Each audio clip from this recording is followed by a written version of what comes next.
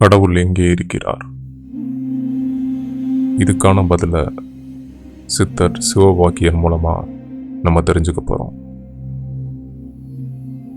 சித்தர் கண்ட மெய்ப்பொருள் பகுதிக்கு உங்களை வரவேற்கிறோம். கடவுள் எங்கே இருக்கிறார்? இந்த கேள்வி நம்ம எல்லாருக்குள்ளேயும் இருக்கு. கடவுளை தேடி ஒவ்வொருத்தரும் அவங்களுக்கு தெரிஞ்ச வழியில் எங்கெங்கேயோ போயிட்டு இருக்கோம். காடு, மலை, கடல், கோவில், ஆசிரமம்னு ஒவ்வொரு இடத்துலையும் ஏதோ ஒரு வகையில் கடவுளை நாம் தேடிக்கிட்டு இருக்கோம். ஆனால் உண்மையிலேயே அந்த கடவுள் எங்கே தான் இருக்காரு? இந்த கேள்விக்கான பதிலை 18 சித்தர்களில் ஒருத்தரான சித்தர் சிவவாக்கியர் மூலமாக நம்ம தெரிஞ்சுக்க போகிறோம். கடவுளோட இருப்பிடத்தை தெளிவுபடுத்தக்கூடிய சிவவாக்கியரோட பாடல். ஓடி ஓடி ஓடி ஓடி உட்கலந்த ஜோதியை நாடி நாடி நாடி நாடி நாட்களும் கழிந்து போய் வாடி வாடி வாடி வாடி மாண்டு போன மாந்தர்கள் கோடி கோடி கோடி கோடி எண்ணிறந்த கோடியே. இந்த பாடலோட அர்த்தம் என்னன்னா, கடவுளை தேடி எங்கெங்கேயோ ஓடி எல்லா இடத்துலையும் அலைஞ்சு திரிஞ்சு வாழ்நாட்கள் எல்லாம் கழிந்து போய் கடைசி வரைக்கும் கடவுளை பார்க்கவே முடியாமல் இறந்து போன மனிதர்கள் எவ்வளவோ கோடி பேர். அப்படின்னா கடவுள் எங்கே தான் இருக்கிறார்? அந்த கேள்விக்கான பதில சிவவாக்கியர் அந்த பாடலோட முதல் வரியிலேயே சொல்லிட்டார்.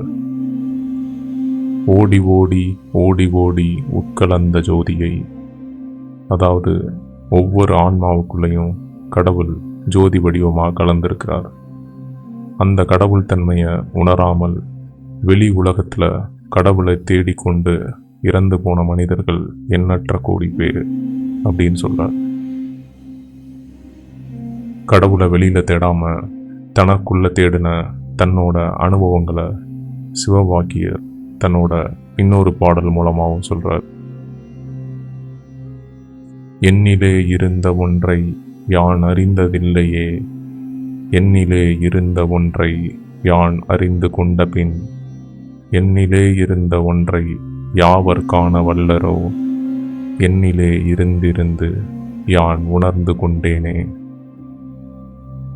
இந்த பாடலோட அர்த்தம், எனக்குள்ளே இருந்த இறைவனை என்னால் முதல்ல புரிஞ்சிக்க முடியல. அந்த பரம்பொருள் எனக்குள்ளே தான் இருக்கிறாருங்கிற தெளிவு வந்ததுக்கப்புறம் அவ்வளவு சுலபமாக உணர முடியாத அந்த கடவுள் தன்மையை உள்ளத்திலே நிறுத்தி மனம் அதிலே லயித்து எனக்குள்ளே இருந்து இருந்து நான் உணர்ந்து கொண்டேன் அப்படின்னு சிவவாக்கியர் சொல்றார்.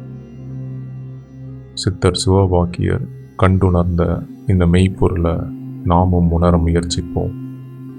அதுதான் இந்த மனித பிறப்போட பிறவி பயண அடைகிறதுக்கான நோக்கமாக இருக்கும். மறுபடியும் ஆரம்பித்த இடத்துக்கே வருவோம். முதல்ல கேட்ட கேள்வி, கடவுள் எங்கே இருக்கிறார்? இந்த கேள்வி நம்ம எல்லாருக்குள்ளேயும் எப்படி இருந்துச்சோ அதுக்கான பதிலும் நமக்குள்ளே தான் இருந்துச்சு. மெய்ப்பொருள் அறிவோம். நன்றி.